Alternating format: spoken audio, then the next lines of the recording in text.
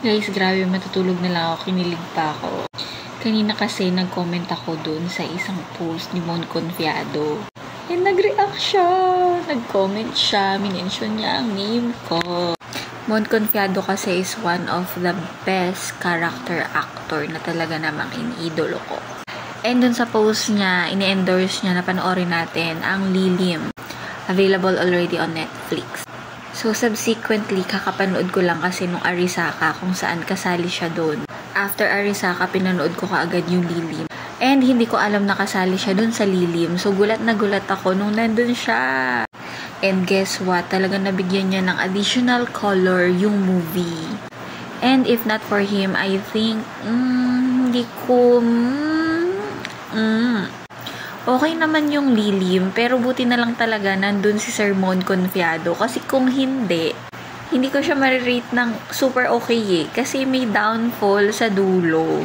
Huwag mong i-skip, huwag mong forward. Panoorin mo siya ng buo. Kasi yung acting ni Sir Mon Confiado doon, aside kay Heaven, at saka aside kay Raisa Senon, and of course kay Miss Yula Valdez, yun talagang aabangan mo.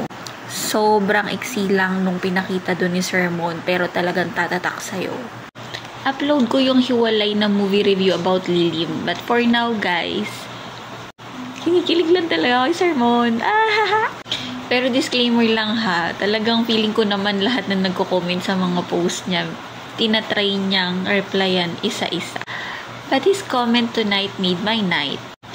And yes, I highly recommend you to watch Arisaka and Lilim and other films na nandun siya.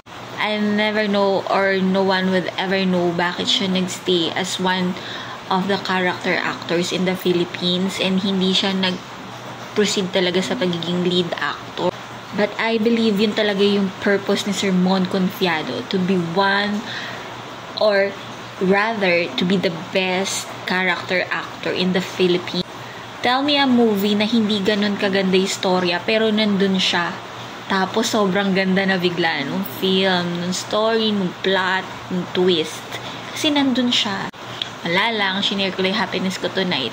Kasi it's such a lonely week for me. But then, yeah. Sir Mon, thank you!